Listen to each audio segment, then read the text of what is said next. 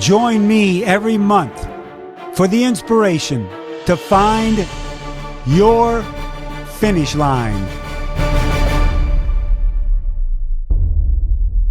Hello, everyone, and welcome to another edition of Find Your Finish Line, presented by Active Ice, the official topical pain relief partner of Ironman. I'm Mike Riley, your host, and this podcast is not only about you finding your finish line at a race or an event, but in life. And that is something we have to do every day. I'll talk with successful people who have gone through all kinds of hurdles to get where they are today. And hopefully their inspiring stories can help you in your struggle with sports and with life. My guest today did have quite a large struggle. His name is Ben O'Donnell. Hello, Ben. How are you? I'm doing great, Mike. How are you today? Great. We're talking to Ben from New Brunswick, Canada, the Atlantic time zone. It's not exactly a lot when we talk about the Atlantic time zone, you know. Yep. Not usually. So your story is still an incredible one, and it always will be. You know, you overcame all odds, but most of the odds were not in your control. And I want you to go through that in March of 2020 when you came home from that business trip. And I just want to add a caveat to that. I came home from a business trip in March of 2020 from Ironman New Zealand. I went through the Auckland airport, went through the Los Angeles airport, came home to San Diego. And I really related with, you know, this could have happened to me or anybody else at that time traveling. But in March of 2020, you came home and you weren't feeling that well. And your wife, Deanna, took you into the hospital just to kind of get checked. Why don't you take us from there? Because you didn't get to see your wife or your daughter for quite some time after that. That's true, yes. So she took me into the hospital on the morning of March 9th. She dropped me off at the walk-in to the ER, and that was the last time I saw her face-to-face for 28 days. I wasn't feeling well, so we thought I was just going to go in, get some fluids, just because I wasn't able to eat much in the previous 2, 3, 4 days. So I'd get some fluids, they'd send me home, and I just recover there. Less than 24 hours later, I was intubated and on life support instead. I was able to give my wife an I love you sign across the glass from my isolation room before they took me upstairs, and that was the only time I was able to see her after she dropped me off in the car. And as you said, the odds and things not being in my favor, it started that next morning at 6 a.m. They called my wife to say, can we put him on a ventilator? 3 hours later, they called her again and said, he's not going to make it on a ventilator. We have to put him on something called ECMO, or extracorporeal membrane oxygenation. Just going on it is a 50% mortality rate because it's such a difficult procedure to put someone on it. So you have a 50% or no percent. And she had to make that call within 24 hours of me being dropped off at the hospital. And from there, I lost consciousness for the next week. It was an incredible time for my wife and the decision-making and what she was going through with a 3-year-old daughter in the room with her. And I was just laying in bed, trying to recover, trying to stay alive. And I stayed on life support for 10 days, intubated for another 4 or 5 days after that. And 28 days later, I was finally able to walk out of the hospital with a walker and an oxygen machine. And Ben, the amazing part of all this is, one, you're an Ironman athlete. You're in shape. You obviously take care of yourself. And this happens. Then the other part of the story is the hospital, because you were in Minnesota in the hospital, correct? That's correct. I was living in Minnesota at the time. Minnesota at the time. And you're in the hospital and everybody working around there, doctors and nurses, this was all new to them. So it was almost like you were this trial and error patient that they were trying things, not trying things. And that had to be, for Deanna, had to be so scary because there was no one set diagnosis that anybody gave you guys, was there? No, there was not. I mean, I will say that we relied heavily on our scientific background. My wife is a PhD chemist. I have my training, and it's like you have to experiment. And as you said, I was training for another Ironman. I'd already finished one. I was healthy, in shape, so they felt like if they could try as many things on me as they could and I could get through it, they could learn enough for other people. And so I was happy to be the guinea pig, at least to help other people to figure out what could be done from that standpoint. And one nice thing is that they used my blood and all the antibodies in my blood to develop the antibody test at the University of Minnesota to detect if people had COVID. They used my blood samples from so early on to do that. And then what I read was doctors and caregivers from all over the country were calling the hospital like, what are you doing with this guy? What's going on? How's he reacting to it? Because cases started coming in all over the country. So you were a guinea pig of sorts, but in such a good way.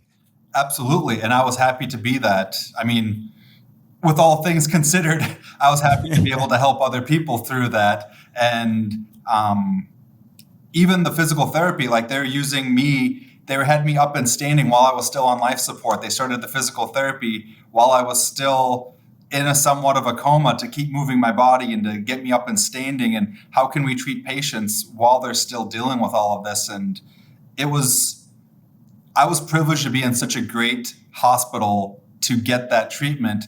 And then to be able to help others was just like icing on top to help them survive their treatments as well.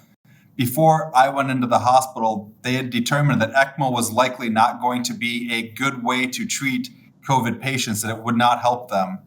And the doctors deciding to put me on, and then I was the first person put on ECMO to come off alive with COVID. And in the country. In North America, yes. In North America. Yep. Oh, and gosh. Globally, I was one of the first 30 that were put on ECMO. And so it was decided that it wouldn't work.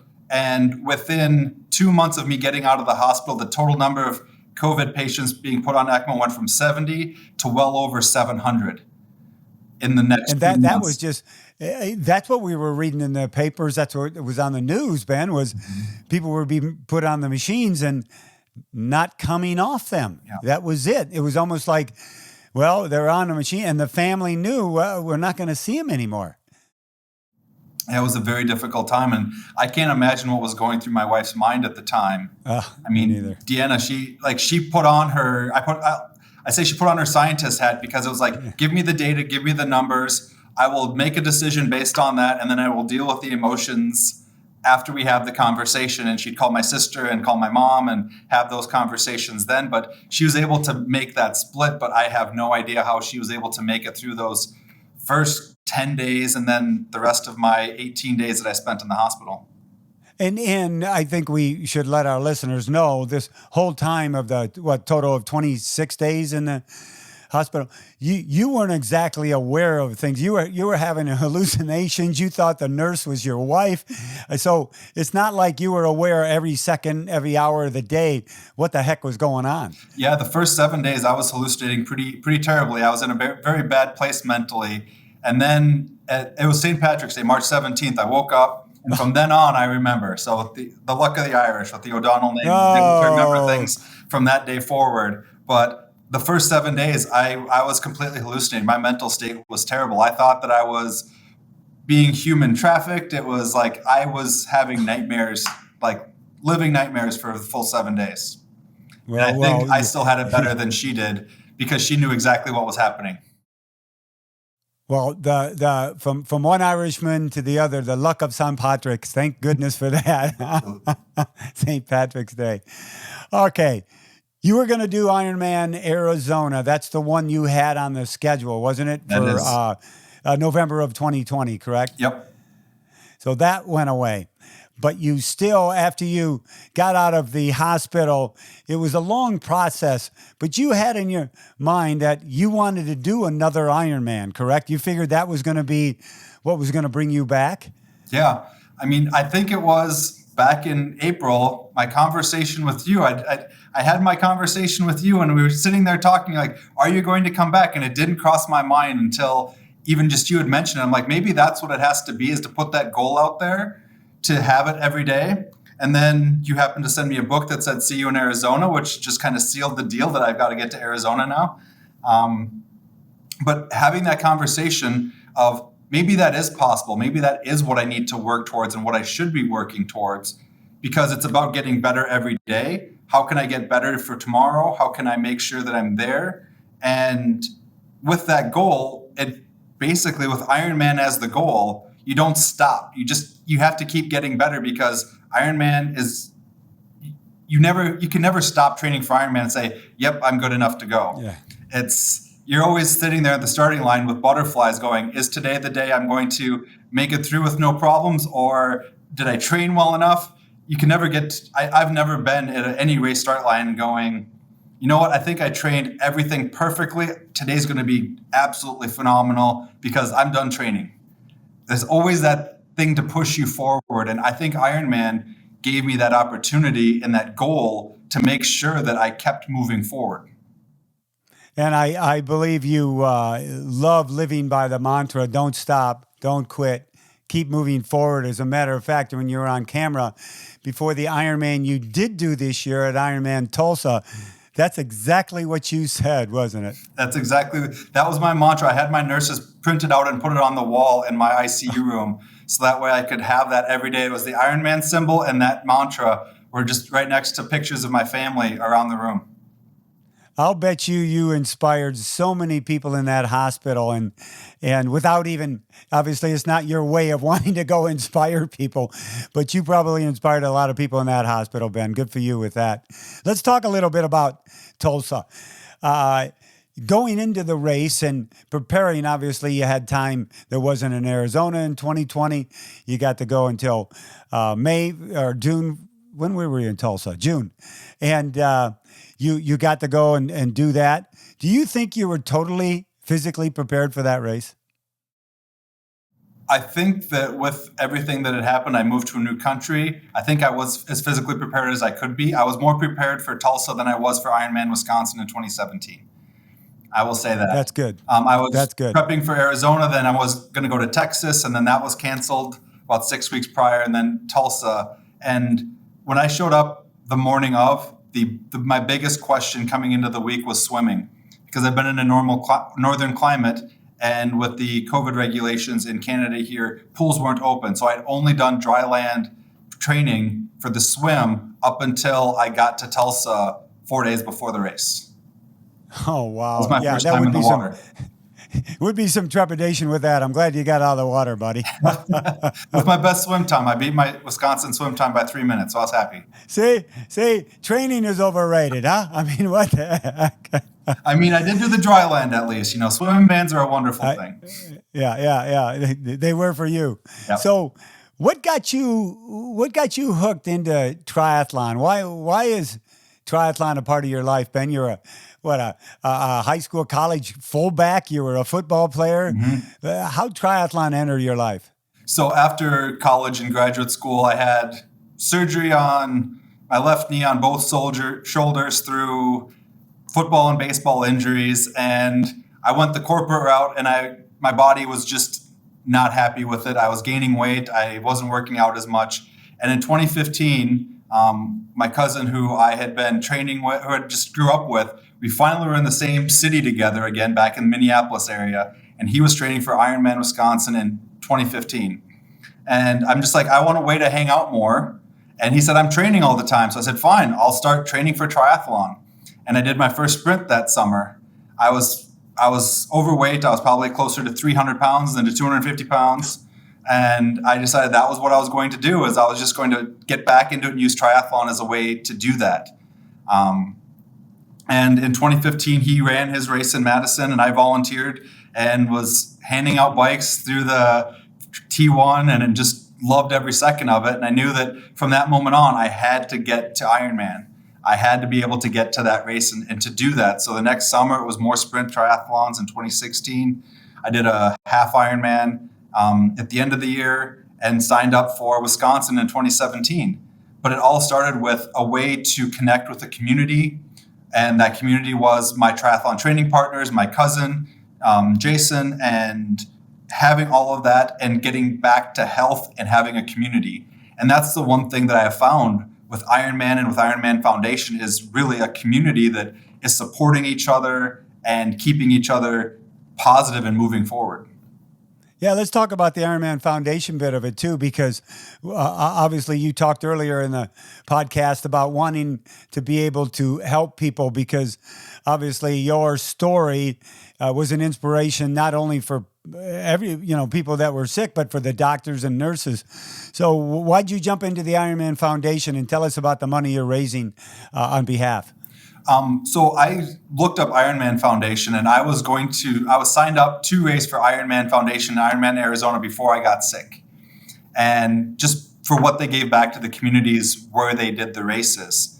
After I was sick, I saw the new initiative of IronAid and how they were helping all of these nonprofits that were affected by COVID, helping women's shelters and Meals on Wheels, and just helping all of the people that didn't have the privilege that I had when I was in the hospital. I had the top care nurses and doctors. I didn't lose any income because I had a job with disability insurance. I had insurance to pay my medical bills. I had everything taken care of. And that privilege, I wanted to see what I could do to help those that didn't have that. And using IronAid to raise that money and to raise money to help those that were affected by this disease just felt like the right thing to do for me. It was the right thing to make sure that people didn't have to be affected any more than they had to be throughout this process. And what I could do for that is I can raise some money. I can keep going with my story and tell my story as much as possible to help as many people as possible. And if I can raise extra money to help more people, let's do that along the way as well. Good for you. Very admirable. And I'm so happy you're doing that. Hold on, everyone. We'll be right back after a message from our sponsors. As an endurance athlete, you're constantly pushing your body to new limits, searching for your personal best, for the next finish line. If you're training for an endurance event, whether short distance or long distance, proper recovery is the key to you unlocking your potential. As the official topical pain relief partner for the Ironman US series, Active Ice's lineup of topical cooling gel, roll-on and spray features 8% menthol and eucalyptus oil to provide the instant icy relief you need to recover smarter and faster. The water-based non-sticky formula withstands sweat to keep up with the demands and exertion of race day. Don't let muscle pain or sprains hold you back from reaching your potential, from reaching your personal best. Shop the Active Ice's lineup on Amazon today for the support you need to find your finish line. Yeah, you mentioned earlier about playing football in college and getting out of college and going into the corporate world. Ben, I can't tell you how many times, and I want to say to everybody out there, how many times I've heard athletes in whatever sport come out of college and then, they want to go produce income and make money, which everybody does, but they kind of forget about themselves internally. They forget about their physical being, and because you can't go out every day and play football in the corporate world. It just doesn't happen. So when you found that triathlon, it was like a new lease on life, wasn't it? Absolutely. Physically, mentally, my mental health improved just as much as my physical health. Having that mental like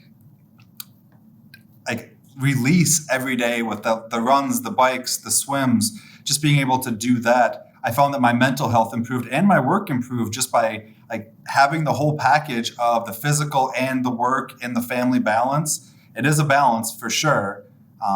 And I found that you had to have all three pillars. You couldn't just say, okay, I'm just going to do work and family, because then I lost the physical and then the mental health went down. And just finding that opportunity I just had to relearn that that's what I needed. I think that was the big thing, because in college you have all the intellectual, all that, you have all the sports that you're dealing with. And when you leave all of that, it's like all of the structure is gone. You have to build it yourself. And if you hadn't had to build it because you were part of sports teams, it can be difficult. True. So you've got a beautiful 5-year, she's 5 now, right? Your daughter? Yes, she is. 5 years old. And Daddy, Ben is here to guide her on her way, as is your wife, Deanna. But what lesson later in life, if you ever sat down with her, and because, 3 to 5 years old, she knows maybe Daddy was sick, but not really what he went through. What lesson do you think you'd like to talk to her about, to teach her, to help her move on in life from what you learned? For me, I think the biggest thing, and it's the Ironman motto. It's anything is possible. Like until there's no absolute like end. There's death, but until you get to that point, and I was as close as you could get without crossing that barrier with COVID, there is a way back and there is a way forward. That there is no, like, anything is possible if you can put your mind to it. It might not happen today, it might not happen tomorrow, it might not happen in 20 years, but you can always make that forward progress. And what can you do to make that forward progress in whatever you're trying to do? That's the lesson that I'm trying to impart, that it's all about being better tomorrow than I am today. And what are you doing today to be better tomorrow? And that's really the messaging that I would put forward for her, and just that don't quit. Anything's possible. Be better tomorrow than you are today. Ben, do you think if this hadn't happened to you, you came home from that business trip, you went quarantine like all of us, and you worked through it, and there was no events, but do you think Ben O'Donnell would be a different person? And I'm not saying this in a negative way, but a different person, maybe be not as strong as you are today. You know what I mean? Yeah, I've had this thought quite a bit. Where would my life be if I wouldn't have been on that business trip, wouldn't have spent that time in the hospital? I will say that the decisions that I made laying in that bed and thought about where I wanted my life to be, where I wanted to go, I wouldn't have had a time to stop and think about that. Think about, where is my career taking me? Where is this taking me for my family? What are the critical, important things in my life, which is physical health, mental health, happy family, happy life, not about monetary things. And from that standpoint, I think that I would still be living the quote unquote rat race life and fitting in Ironman, rather than truly using it to almost be the center of what is the health and well-being of my family. Since this, my wife has gotten into running, and we're working on running a marathon together through a virtual series by the end of the year. My daughter, was 4 at the time, after she ran a 5K with us, a virtual 5K. It was an Elmo race, I think. It's little things like that with this, it's changed the focus of our family on physical and mental health. And if this wouldn't have happened, I think we still would be back in the quote unquote chasing the Joneses or moving the corporate ladder, and Ironman would be part of my life, but it wouldn't have made the impact. I don't think I would have been able to make the impact I have if it wouldn't have happened. So I don't know if I want to say thanks, COVID. I am very happy with where I'm at today because of what happened to me last May or March. Yeah. I guess sometimes we just have to be, lack of better words, hit upside of the head, so we realize how lucky and fortunate we are. Let's talk about Ironman Tulsa. You got to that finish line. You had a PR over your Ironman previously, but you had some hurdles during the day. But these hurdles, when I was reading about it, I'm thinking, what the heck? What this guy just went through. So your bike battle cage snapped off, hitting a bump snapped off your bike. You lost nutrition and special needs. You had to have the race nutrition. Went on and on. But those things are probably, were they just small little bumps in the road for you after what you went through? I saw them all as minor. The only thing that I thought that, am I going to be able to get through this, was the flat tire I had at mile 30. I had a flat rear tire, and for whatever reason, I hadn't practiced changing a flat before this race. And so it took me way longer than I expected it to. It took me about 25 minutes to get that flat tire changed. After that, I'm like, well, it can't get any worse. Let's just go and keep going. And everything was just a roll with the punches type of day. It's like just being there. I didn't feel any negativity. Like with Madison, there were times during the race I'm like, can I even do this? That never came into my mind once during the Tulsa race. I was going and it's like, okay, I haven't had this type of gel before, but my nutrition is gone. I'll try it. I haven't had this before, but you know what? I've got to have something. Let's try it. And I was fortunate that it worked. But for me, it was the day felt like a celebration of being able to move my body and be there rather than a day of, can I make it through this and slog through this? And I felt my mental state really drove to that throughout the entire day. That's where my mental state was I'm just happy to be on my bike finishing 112 miles versus still in a walker, still using oxygen, things along those lines. Well, we were all waiting for you, Dave Downey and the crew from BCC, and I was waiting for you at the finish line. And we've all had the opportunity to see so many expressions and so many faces when people come through, and what those faces are portraying. And yours, to me, was one of like pure joy, almost an amazement joy. Like I knew I was going to do it. And I did it. So walk us through. You came across that finish line, and what was permeating through that body of yours? It was just sheer joy of getting to it. Like almost, as you said, like there's almost this little disbelief. I knew at a certain point in the marathon that I could walk and be fine and make it to the finish line because it was all about finishing under the 17-hour point. But that 40-minute PR was just a bonus on top of all of it. But getting to that finish line and seeing my sister and nephew were there to put the medal on me, and knowing that my wife was on FaceTime and it was 2 a.m. there, and for me, it was disbelief that I was there, but just sheer joy that I was there compared to where I was 15 months prior to the race. I mean, the race was to the day 14 months of coming off of my ventilator. I came off the ventilator on March 23rd of 2020, and I finished the race on May 23rd of 2021. So it was that 14 months to the day of coming off a ventilator, and I was there crossing the finish line. That was going through my mind that last 100 yards. I couldn't run because just the emotions were too strong. I knew that if I tried to run, I'd probably just collapse and just start crying in the middle of the red carpet there. So I just wanted to walk through, soak in the moment as much as I could, and hear you calling out my name, saying like, Ben, you are an Ironman. And that was the joy of hearing that after everything was just undescribable. Well, Ben, we all have, well, I don't even like the word limits, but sometimes we don't know what our limits are until we test them. Do you believe you've found your limits, or are there a long way to go? I don't think I found my limits, and I don't think I ever will. I'm going to keep trying to find them, but I think that you just have to keep going and keep trying, and you never know what's possible until you try it.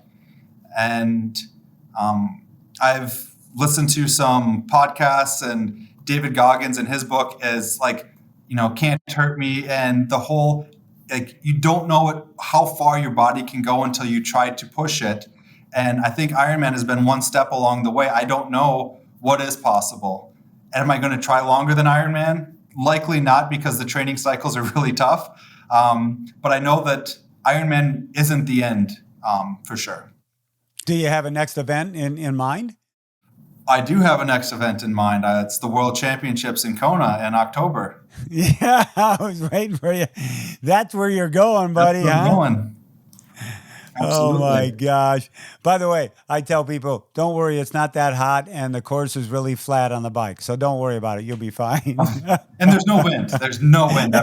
Yeah. Sorry, I forgot to mention there's no wind for some reason. I don't know why people talk about that so much. Well, yeah, and congratulations on that. That'll be a special time bringing you down to Lee Drive.